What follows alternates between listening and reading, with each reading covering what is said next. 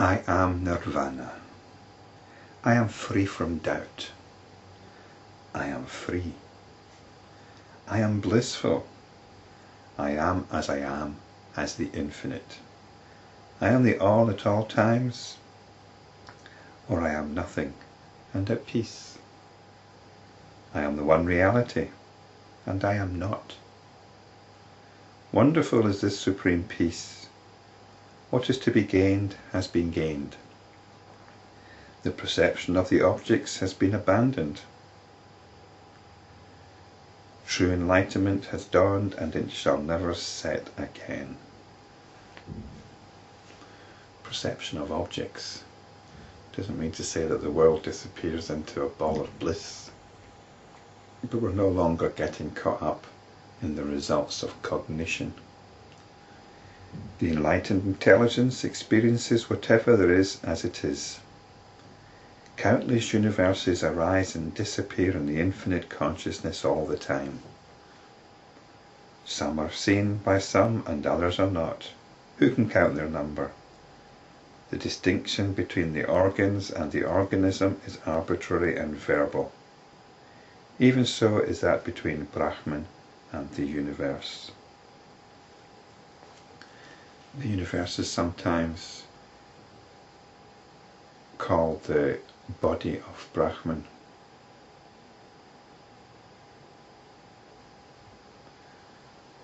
There's the same relationship between the universe and Brahman as there is between you and your body.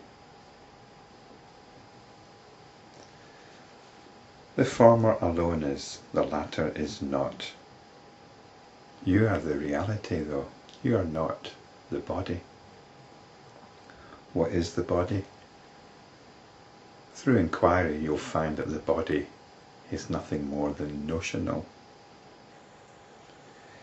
When this is realized, there is cessation of cravings and supreme peace, which is Nirvana. This enlightenment is not brought about by buddhi or intellect, nor is it attained by the suppression of the intellect. Enlightenment is not aware of itself, for it is not an object of awareness. Again, intellect is in the sense of cognitive discriminations. We discriminate between objects, we assign objects their own reality, their own substantiality, and then we get caught up in relationships with them. Relationships with objects, with people, and whatever. But in enlightenment, we get to the heart of that process, which is beyond the functioning of cognition, the functioning of intellect, or buddhi. We don't suppress it though, we just realize the underlying consciousness. Ram continued, the awakening or the enlightenment happens by itself, just like the sun's brilliance at noon. There are no techniques for doing this. You either do it or you don't. It either happens or it doesn't. All cravings and desires come to an end in the awakened person. Therefore Nirvana arises in him without his desiring it. He is forever engaged in meditation. He is always established in his own real nature. Therefore he does not seek anything or reject anything. Like a lamp in whose light all actions take place, and in which the lamp itself is not interested, he lives and acts, but is free from volition. The infinite consciousness alone is. It is manifest as creation, and it is otherwise known as Brahman. He who sees this is at peace.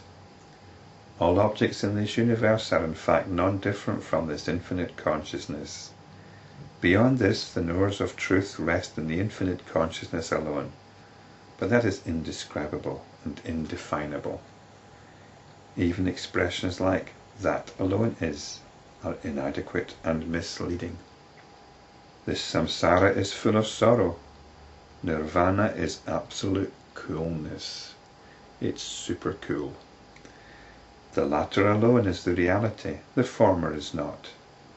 Like the uncarved figures that exist in a piece of wood, this samsara exists in the infinite consciousness, which is indivisible but experienced diversely by diverse beings, each of whom carves out of it, as it were, what he desires, whether it is pleasure or liberation. This uncarved piece of wood or piece of rock, the similes become more vivid as the Yoga Vasishtas progressed. If you could look right inside this piece of wood from the point of view of a wood carver,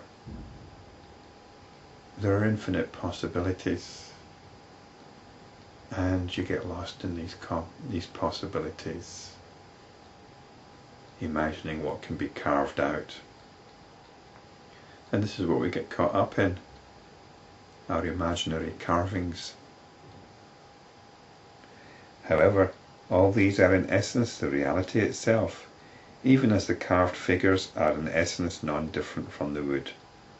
The life or death of relatives seen in a dream has no effect on oneself after awakening from sleep.